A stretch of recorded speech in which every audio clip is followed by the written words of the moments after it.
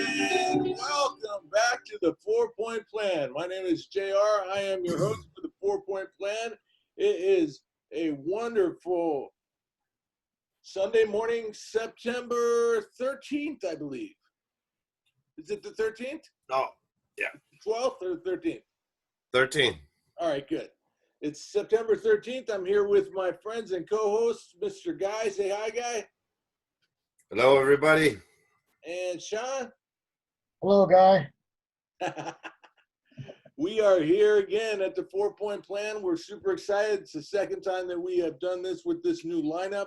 We are available on anchor.fm. You can find us at 4pointplan.com, spell it out. And we are on YouTube. So go check out, I guess you can check out my YouTube channel and see episode 10 from last week. It was the first one that we did on YouTube. Come and see us. Check it out. It's a good one.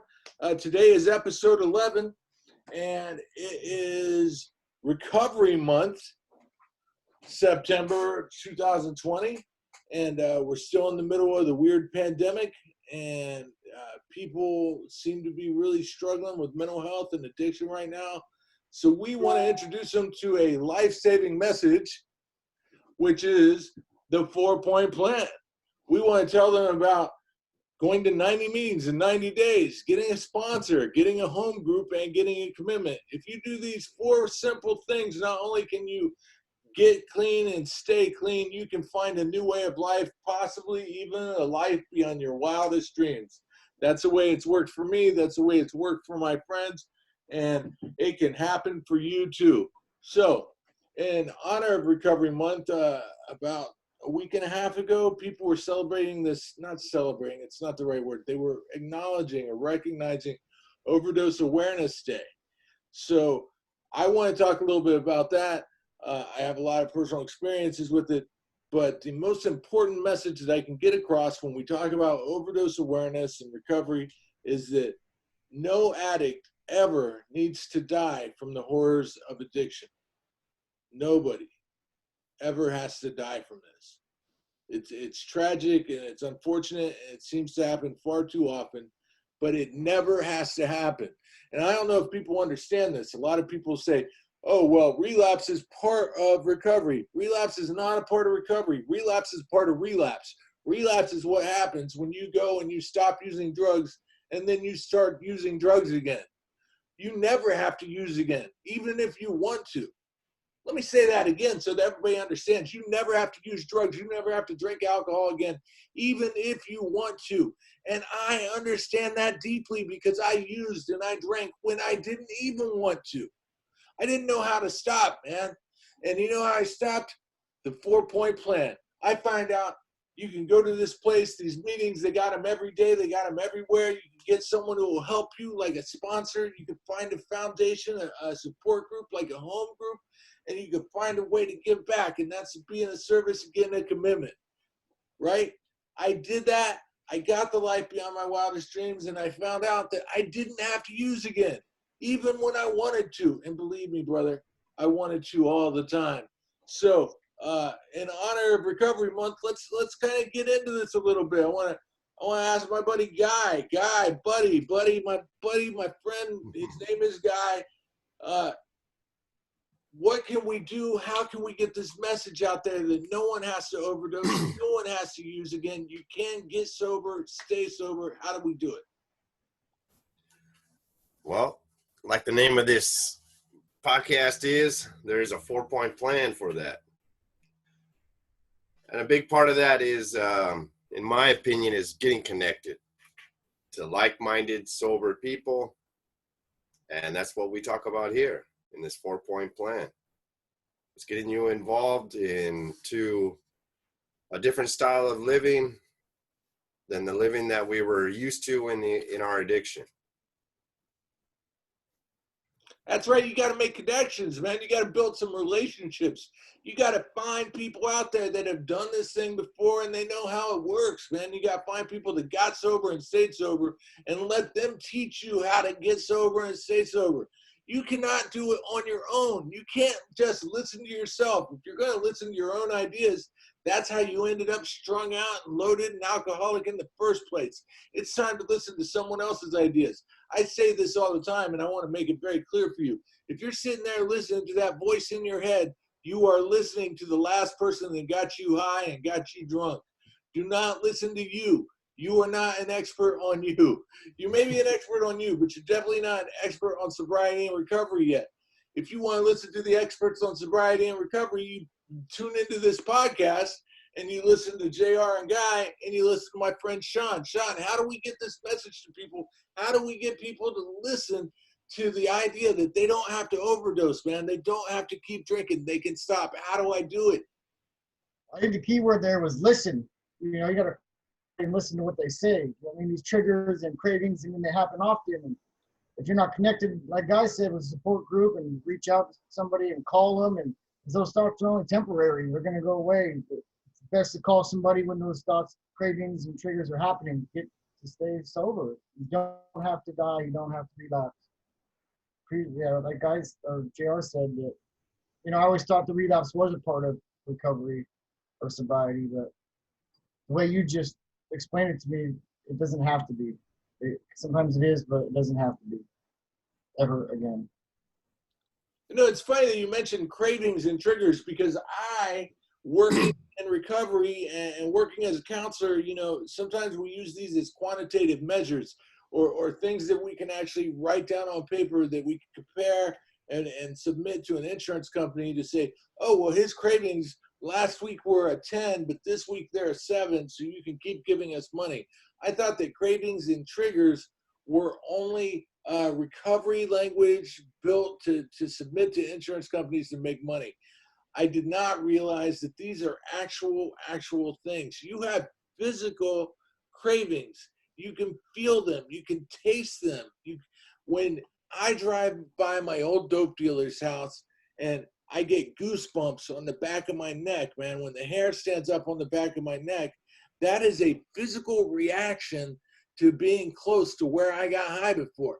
And it kind of is something like deep inside, like on an animalistic level, like in the lizard part of my brain that wants to use again. And that's a trigger, and that's a craving. I'm triggered by what I see, and the physical response that makes me want to use is the craving, right? So triggers and cravings are actual things, and I never wanted to believe it, man, because I need this thing to be simple. That's why I came up with this 4-point plan idea. It's because I thought it simplified things quite a bit, because the more complicated things are, the more excuses I will give myself to go and get high. You know what I'm saying? So I know that I never have to use again, even if I'm triggered, man. Even if I'm experiencing cravings, I do not have to pick up. Oh, and here's a real good one that they taught me on day one in the program. They said, listen, man, if you don't pick up, you won't get loaded. And I was like, what? What is it? What are you talking about? What do you mean? If you don't pick up, you won't get loaded. I'm like, how the hell do you do that? How do you not? That's crazy. How do you not? I thought it was a riddle. I thought it was like the Riddler from Batman had come up with some real deep, intense riddle that nobody could solve, because they said, if you don't pick up, you won't get loaded. I had no idea that this was the simplicity that I was looking for. The truth is I haven't called a drug dealer and bought any drugs for 12 years. Oh, and in that same amount of time, I have not gotten high. So if you don't call your drug dealer and buy some drugs and put them in your body, you're not going to get high. If I don't pick up, I won't get loaded.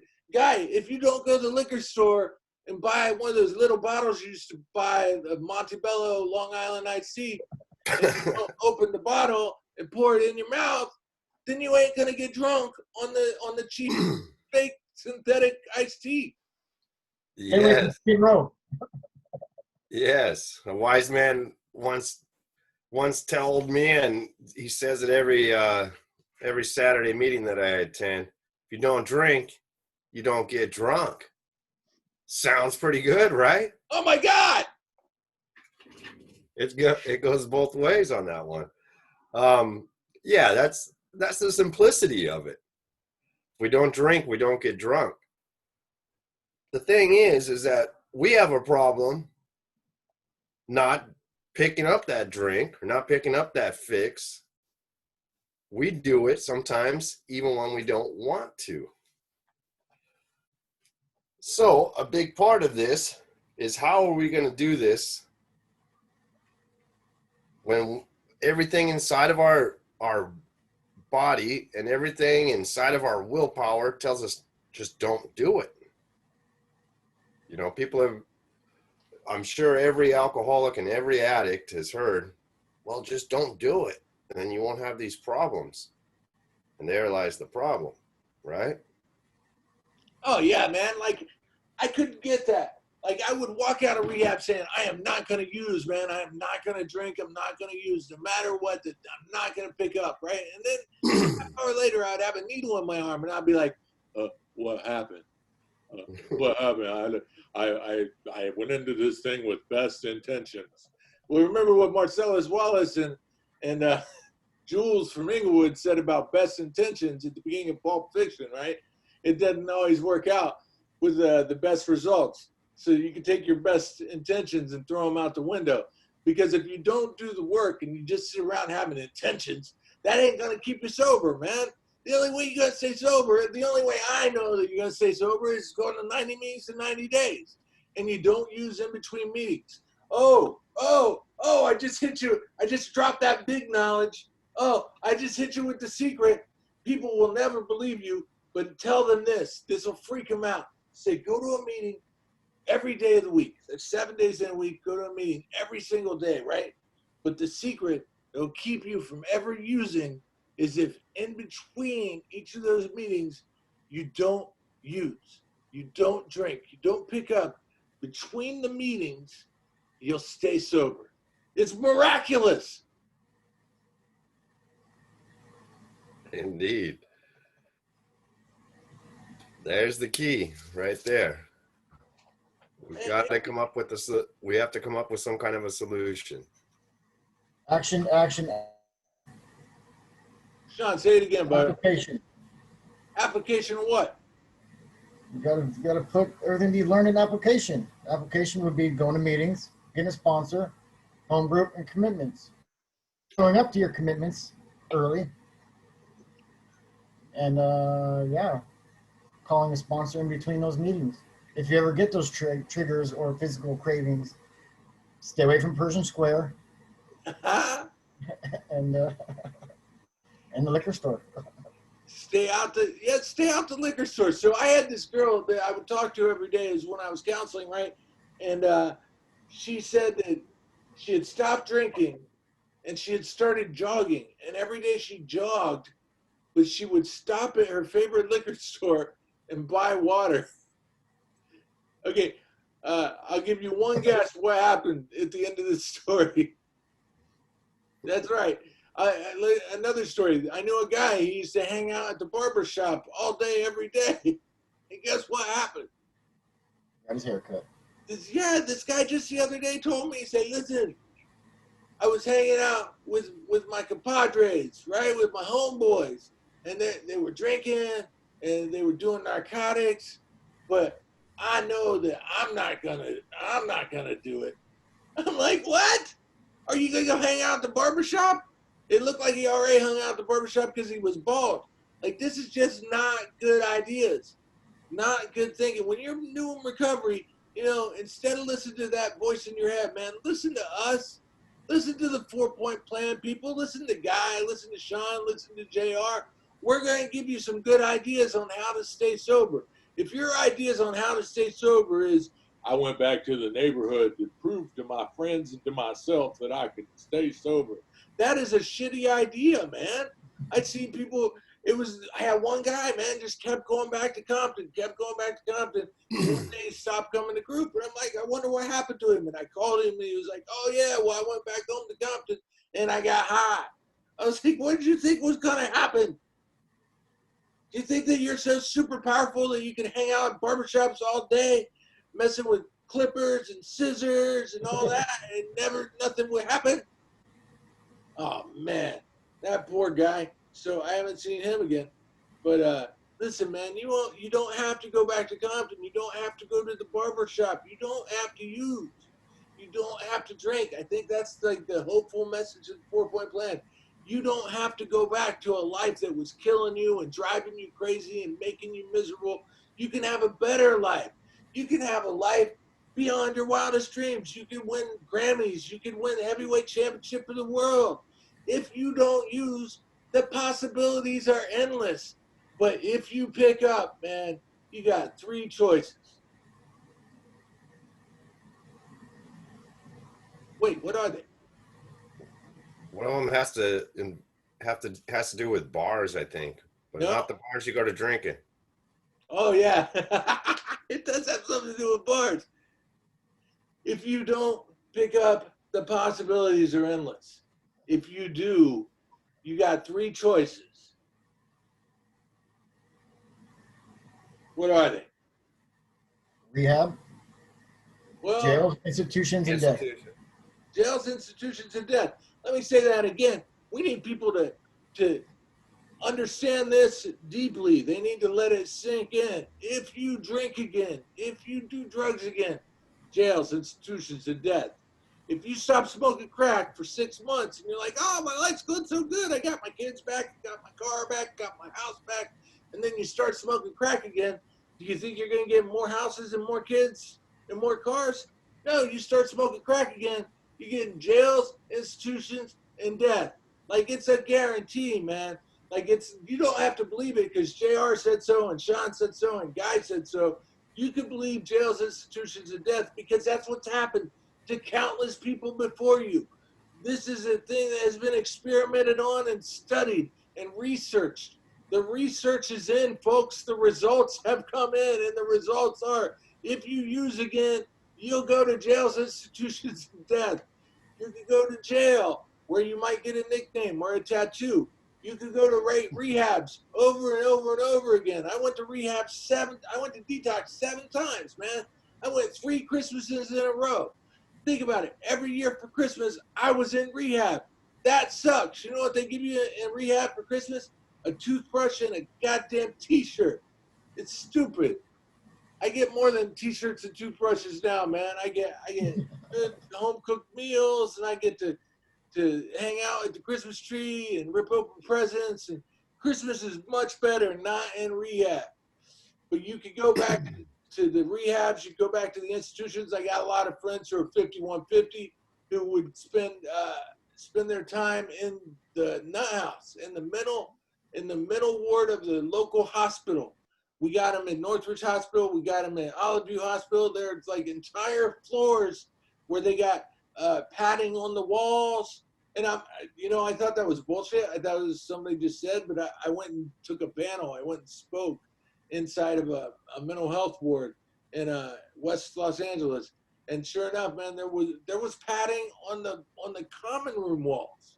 Like we were in like a little den, a little like room full of couches, and there were padding on the walls because those people just went crazy, probably from drinking too much, smoking too much crack, or going late to meetings. I don't know. But there you go, man. You could go to rehabs, you could go to institutions, right? You could go to jail and meet Bubba and have a new best friend, and you guys could spoon and cuddle, right? There's jails, there's institutions, or the one that I wanted to talk about today is death, man. If you keep drinking, you're gonna die. If you keep smoking crack, you're gonna die. If you keep putting a needle in your arm, you're gonna die.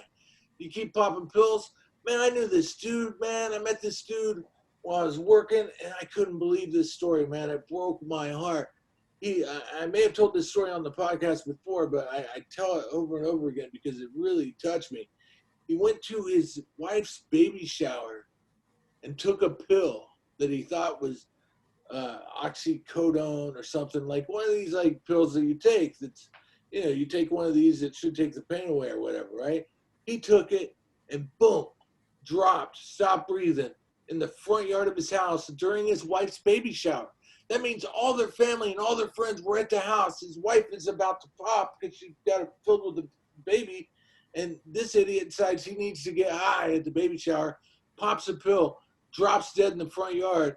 The brother-in-law had to come and give him CPR until the paramedics arrived and saved his life. But good God, man, he could have died at his baby shower.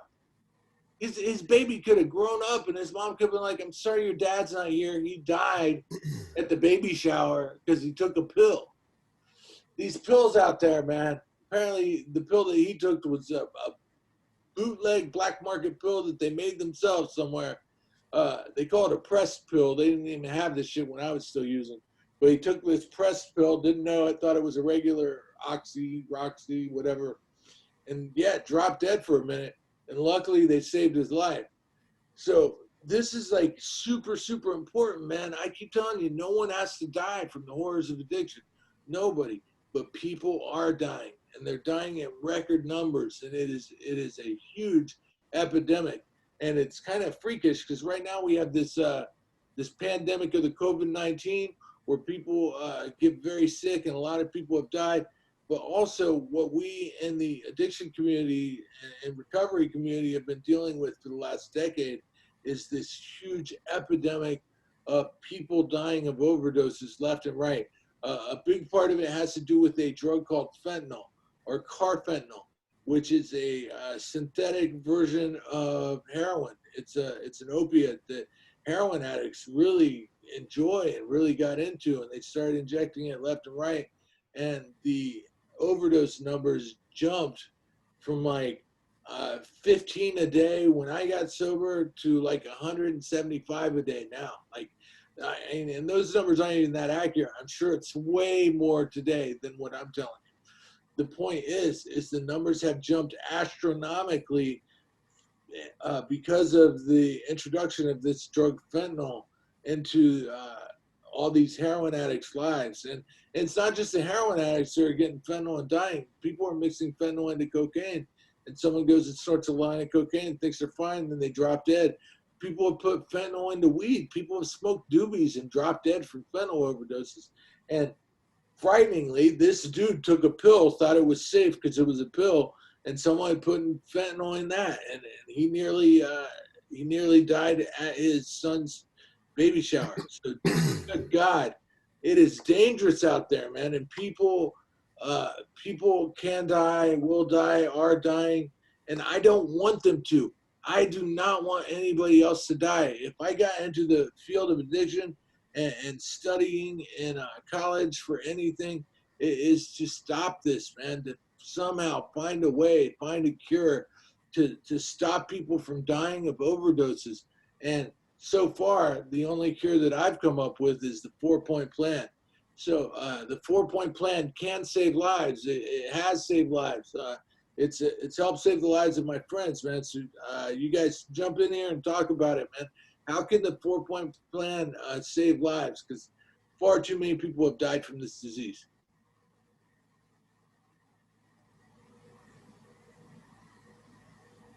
Sean? Okay. Well, You have more experience than I do with it. when you get a big part is, you know, if you get your life back, you can't smoke crack. Very true. If No you get your crack. life back, you can't smoke crack. How do we get our lives back in the first place, right? We put together a period of time without picking up the substance which was killing us, right? The 4-point plan. I'm gonna talk about maybe that first one, the first part of the 4-point plan. I'm gonna name them all again. 90 and 90. Get a sponsor, get a home group, and get a commitment. Yeah.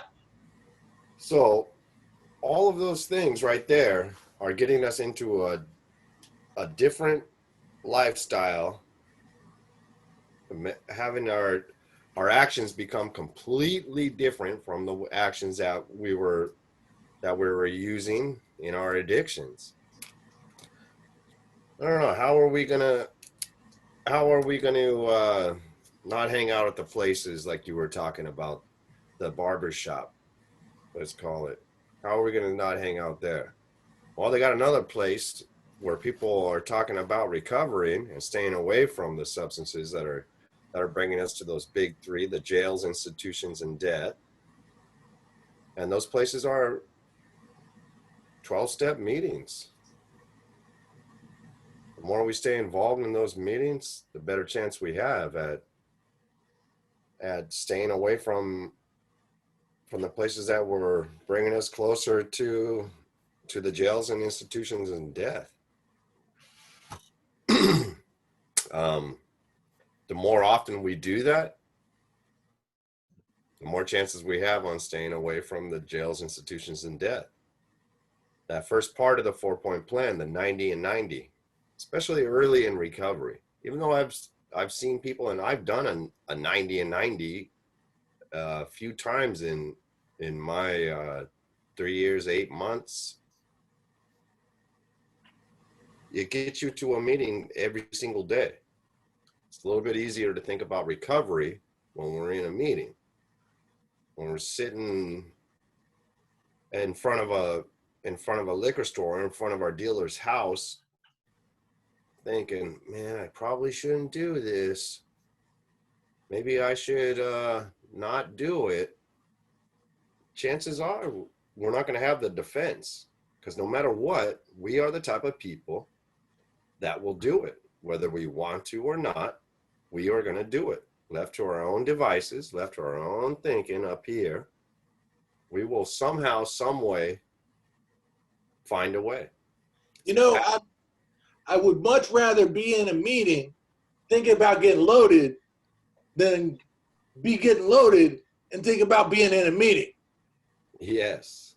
You are much safer inside the meeting. You have a far better chance of survival if you're in the recovery meeting. Don't be around recovery, be in recovery. Don't be a guy that says, oh yeah, I got a sponsor. Well, when was the last time you talked to him? Oh, like 3 months ago. That's not being in recovery. That's being like somewhere almost near the vicinity of recovery. That's not in recovery, man. In recovery is, I called my sponsor today. I called my sponsor yesterday. I called my sponsor 3 times in one day. I just bugged my sponsor. That's all right, man. You know, I didn't go to 1 meeting yesterday. I went to 2 meetings yesterday. Why'd you go to 2 meetings? I was like, well, I didn't have nothing else to do. And I wanted to enforce my recovery. I wanted to stay healthy and stay alive. This is about staying alive, guys. Don't think it's about anything else. This is about life and death. What we do here on the 4-point plan, what we do when we go to meetings, when we go to work and recovery, what we do is about life and death. I'll tell you some personal stories about this, man, because it's pretty heavy. I speak at a Heroin Anonymous meeting every couple of years. Actually, it's like once a year I get invited out. It's called the Spiritual Snakes Meeting of Heroin Anonymous. I love the idea behind Heroin Anonymous too, right? Because you figure nobody's got any like significant clean time, and if they pass the basket, it's going to come back with no money, probably an IOU in it.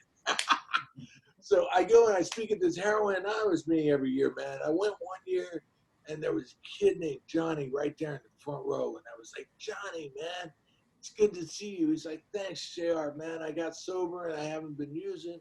And whenever I speak at this meeting, it's always beautiful because there's always like 100 to 150 heroin addicts not using heroin, which to me is just, it's miraculous. It's amazing to have that many heroin addicts not using heroin.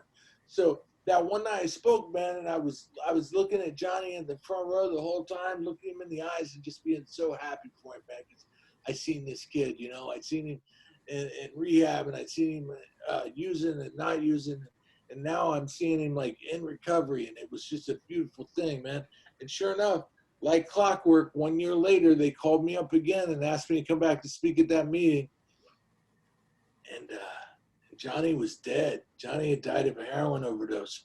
And that chair where he sat was empty. And like this room was full, but just by some twisted, weird coincidence, like the one empty chair was that front row chair that Johnny had sat in the year before, and it was empty. And when I was speaking, man, the whole time I just was thinking, man, he could still be here. He could still be here. He did not have to die of a heroin overdose. He did, but he didn't have to. You know, he didn't have to. And that's the message I keep trying to get across, man, is no addict needs to die, man. And if they do the 4-point plan, they won't die. They'll most likely stay alive. If you go to a meeting every day and you don't use in between meetings, you will not die of an overdose. Now, we got hundreds of thousands of people that have died of overdose over the last 10 years, and none of them needed to die. You know, and if they listened to this brilliant message of going to a meeting every day and not using in between, none of them would have died, right? So I used to sponsor this kid, man. I was early in recovery. I only had a couple of years clean.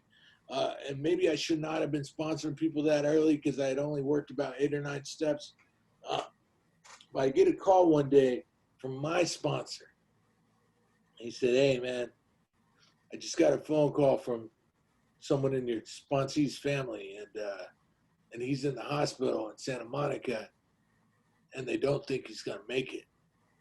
And I lived closer to Santa Monica than everybody else, than his family, than my sponsor. So I jumped on my motorcycle and raced to Santa Monica to a hospital. And there's 2 hospitals in Santa Monica. There's a St. Anthony on Santa Monica Boulevard. Then there's a UCLA hospital in Wilshire. So I went to the one on Santa Monica Boulevard first. I ran into the ER and asked for Brandon by name. And they didn't have him. They didn't have anybody that had come in that morning of an overdose. So I jumped back on my motorcycle and raced up to the other hospital. And I run into the ER. And as I'm walking down the hallway of the ER, I see 2 police officers walk out of a room. And I run up to the police officers and said, "Hey, is Brandon in there?" And they said, "Are you family?" And instinctively, I just said yes, right? And it wasn't because I was trying to lie to the police, but that was my sponsee, man. And the love that I have for people that I sponsor, it feels like a family thing. So I said, "Yeah, I'm family." They said, "Well, we're sorry he didn't make it." I said, "Oh, shit." And then they go, "How are you related?" I was like, "I'm his sponsor." They're like, "That's not family." I'm like, "What the fuck are you talking about? You don't know. That's family. I'm his sponsor." Right? So they said, "Listen, you need to wait here until the family gets here. Legally, we can't let you go and talk to anybody about this until the family's come and seen him." So I waited there, and I was friends with his sisters. His sister was also in recovery, so she knew me. And I saw her come around the corner. I sat there for like a half hour until they got there. I saw her come around the corner. And as soon as our eyes met, you know, she just started bawling. And they said, "You guys can go in the room." And so we did. It was his sister, his other sister, and her husband. So the 4 of us walked in the room. And we saw him, my sponsee, Brandon.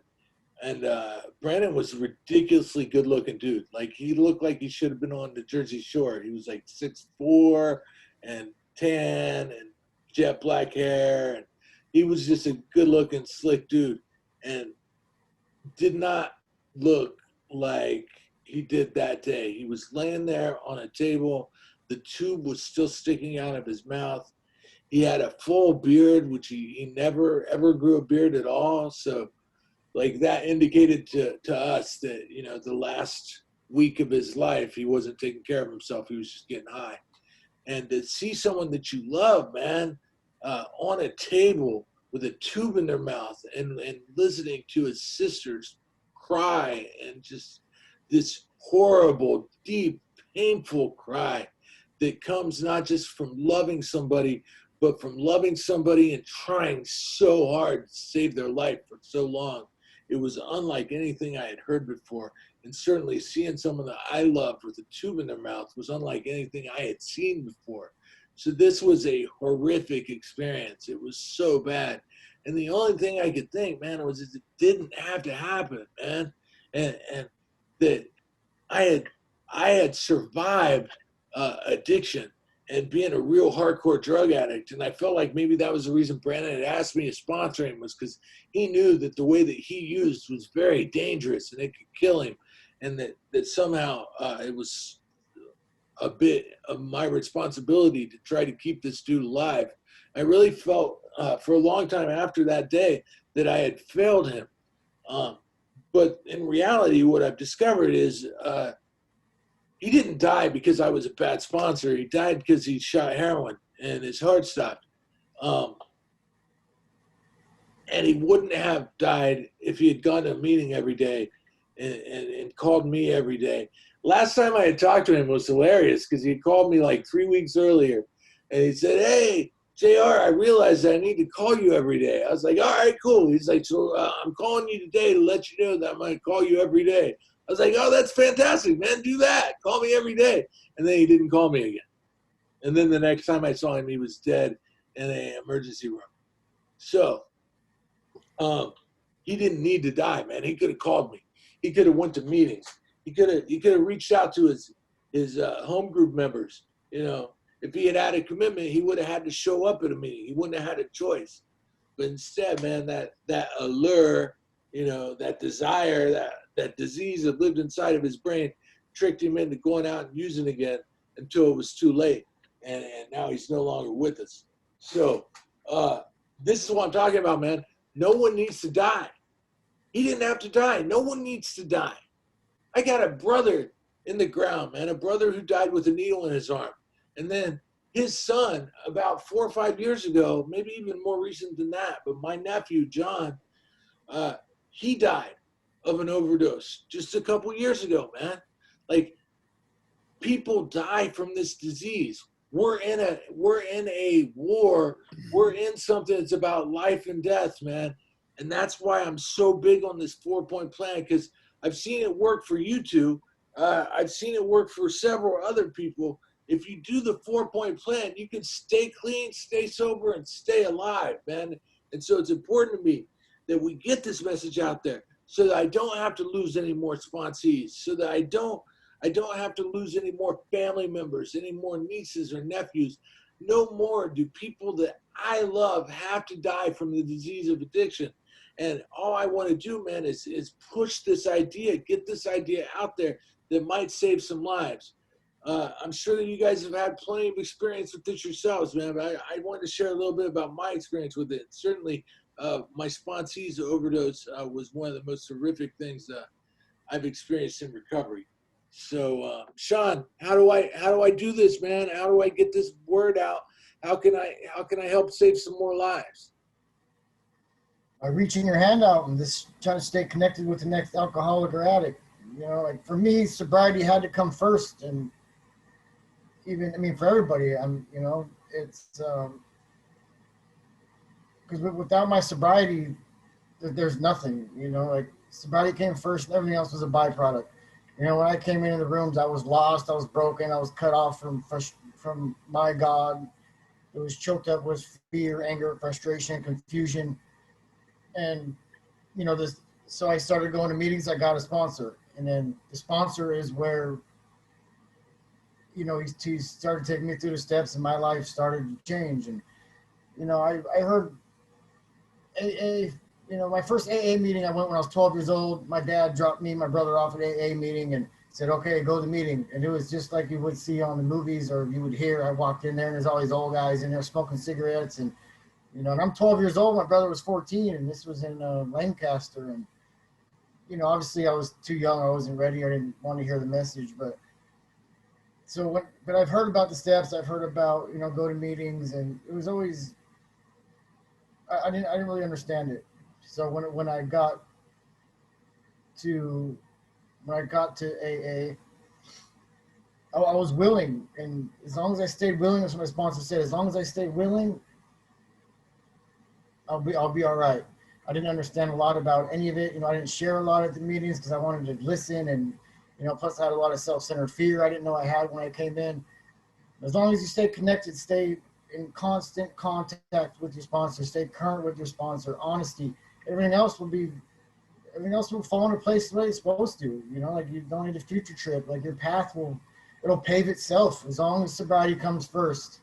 You know, that was a pretty sad story. I don't think I've ever heard JR say that story before, but you know, like 2 years ago, I had a good friend of mine who was, you know, shooting up fentanyl, and he was by himself, and he was at his house, and he was a young kid, and his mom walked in the room to wake him up, and he was dead.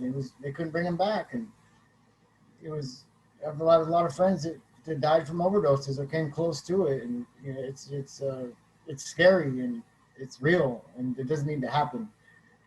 This fentanyl and all of it is pretty bad, but it's pretty sad, and I'm grateful to be on the show and just try to bring awareness to Recovery Month. And JR, I look up to you a lot, and Sean, your guy, of course.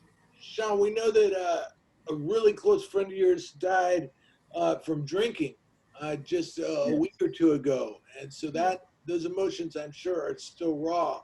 And yeah, well, all three of us, we have a mutual friend, man, who his liver had swelled up and was almost completely non-functional. I think he had less than 10% functioning in his liver, and he was on the verge of death when we met him, man.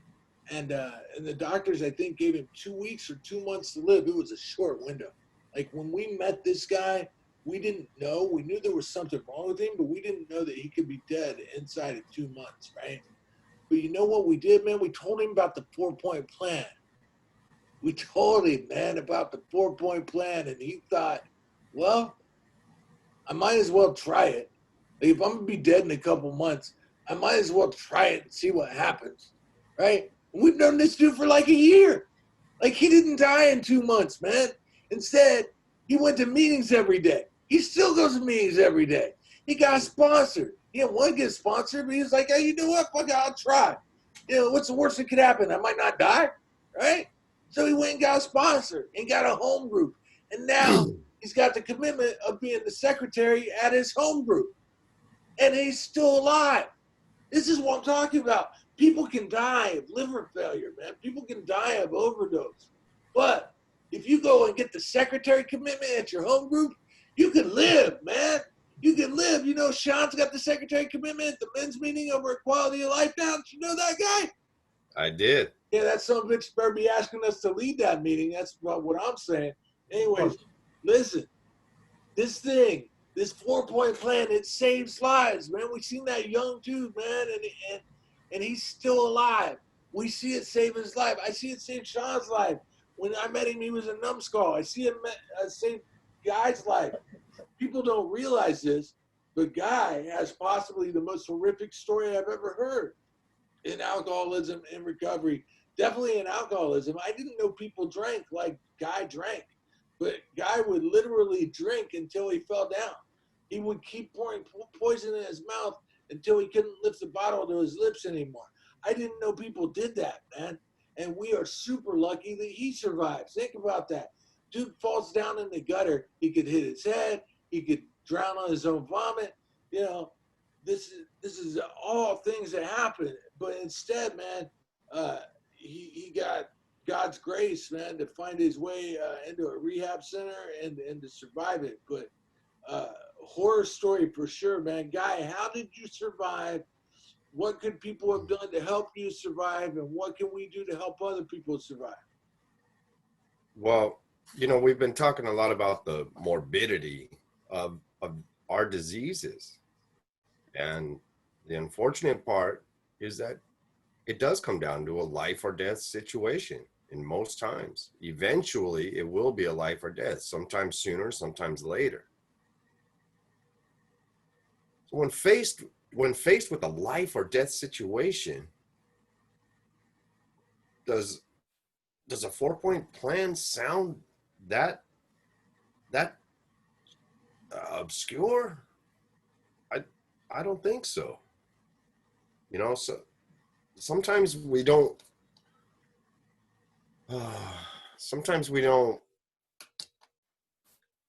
want to do anything. Sometimes we don't want to admit that it is that severe, even though in the beginning we all do. We come in with that desperation.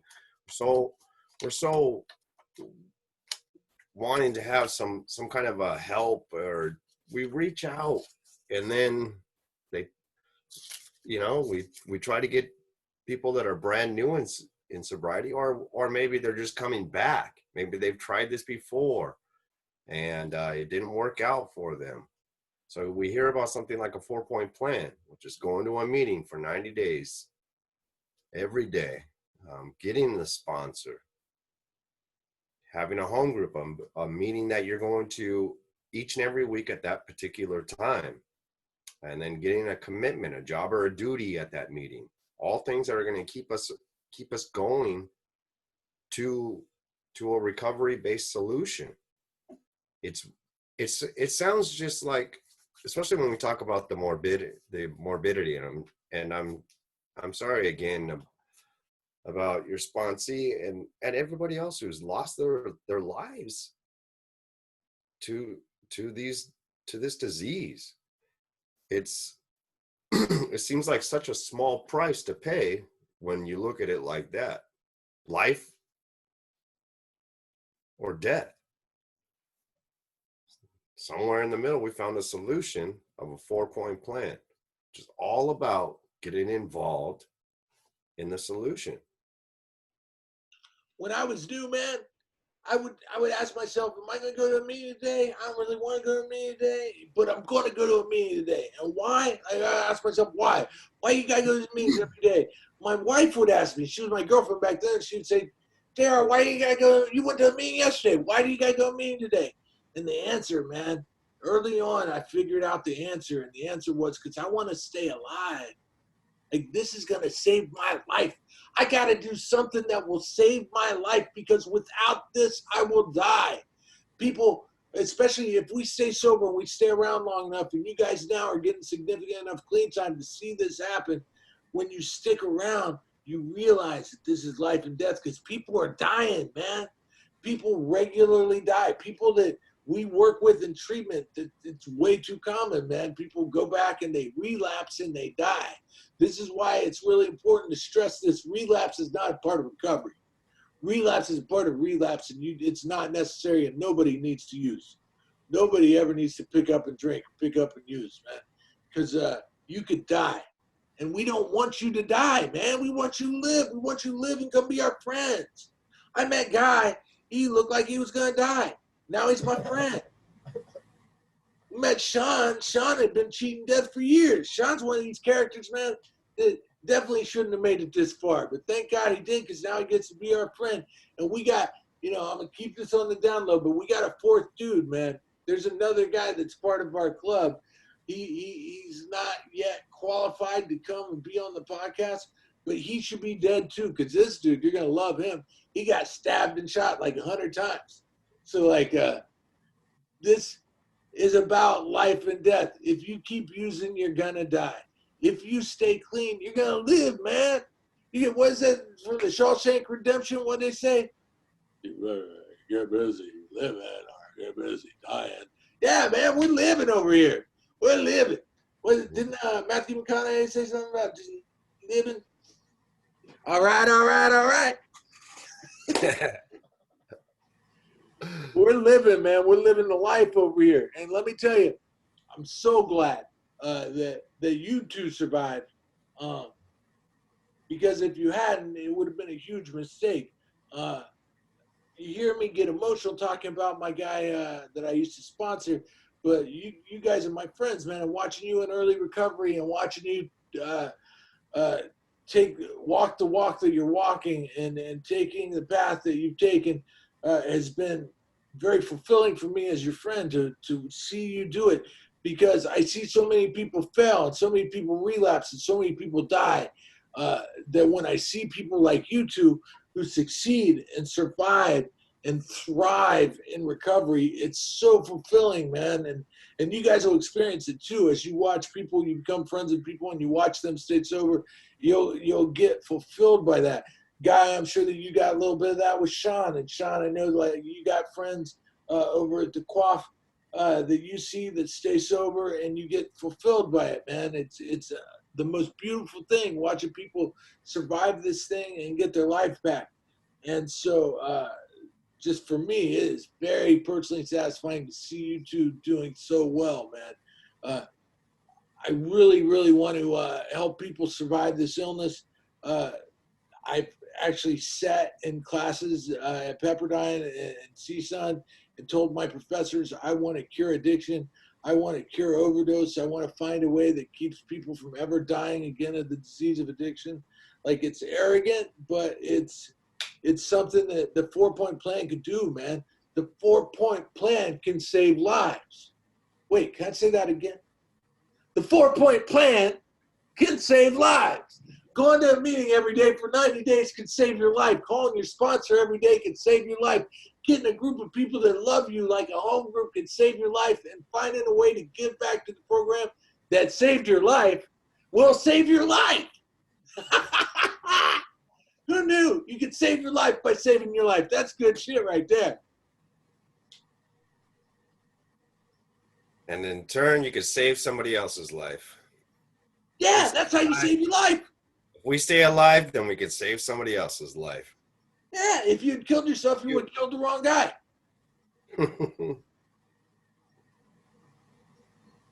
Sean, what are you going to do today to go out and save somebody's life, brother? I'm doing it right now, trying to bring awareness to it. You know, I'm being here, waking up at 6 o'clock in the morning to be on here with you fine fellows. Yeah, you woke up at 6. I got the week that I was in treatment with, they all get together once a month to try to stay connected with each other. And, you know, today's the day, and I'm not sure if I'm going to go just because of the COVID. It's kind of sketchy to go. I mean, all of us that we're in treatment together that all have well over a year, you know, every month we get together and just to stay connected, to save each other's life, because without that, we'll all die. Nice. Wait, it's the truth. Is Jonathan going to be there? Probably not. Ah, that's right. He go to a meeting with us. We're all going to go to meetings together, too. Woo! Did you guys miss me Friday? I went to the meeting on Friday because of my school schedule. Yes. Oh, I'll figure out. You know, I'm working. I'm trying to do the math, man. I suck at math, but I'm trying to do the math so I can get back to the Friday night meeting. I'm going to make that my home group. Because I know Wednesday night exactly. Group. I've never taken a Friday night home group because I'm kind of a special dude that parties on the weekends. But I might actually give up my Friday nights to do the home group with you guys. So I'm working on it. I'm trying to call your sponsor yesterday, JR? Yeah, I talk to my sponsor all the time. Did you call your sponsor yesterday, Guy? Yes. I went to a meeting with them. Nice. I'm going to call you Guy's sponsor today and tell him the guy was late to the podcast. All right, I think we're going to wrap it up soon. Guys, do you have any more life-saving knowledge that you could drop on the listeners of the 4-Point Plan podcast today? Let's start with Sean. Call your sponsor. Woohoo! If you don't think you remember, set an alarm. I can't stress the importance of alarms. This program has helped me become very familiar with my alarm. I have an alarm set for everything. Until it gets embedded in my brain and I rewire my brain, I have an alarm set every single day for multiple things throughout the day. That saves my life. What, you just carry an alarm clock around with you? No, my phone, man.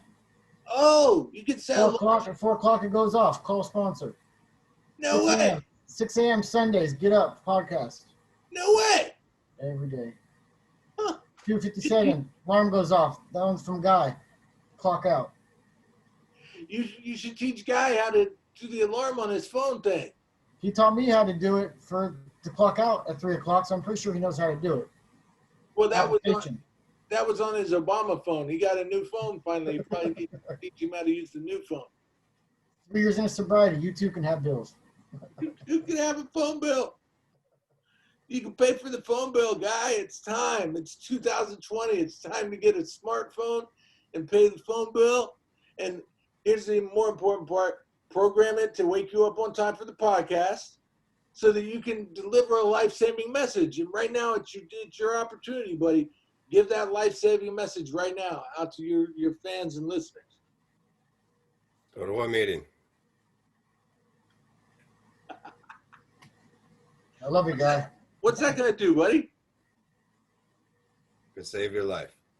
Go to a meeting and save your life. Yeah.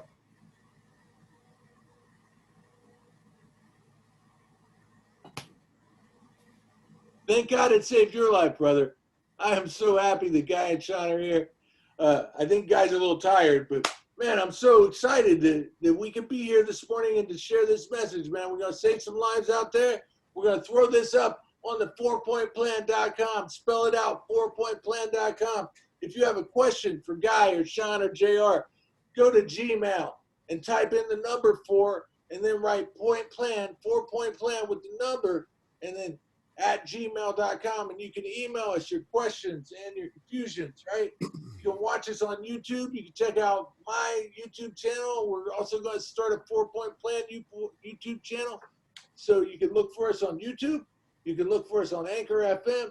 You can look for us on 4pointplan.com. Very soon we'll be up on Spotify and iTunes. I'm working on that too. And the 4-point plan is growing and it is expanding and it is saving people's lives, people. So share this with your friends. Let them know about the podcast that can save your life and give you a life beyond your wildest dreams. And it's real simple. That's why Sean and Guy made it so simple for us. He said, call your sponsor and go to a meeting. It's this simple, 4-point plan, 90 meetings in 90 days. Get a sponsor, get a home group, get a commitment. You get a life beyond your wildest dreams. Thank you guys for being here today. Thank everybody for listening. And we'll be back next week. Thank you.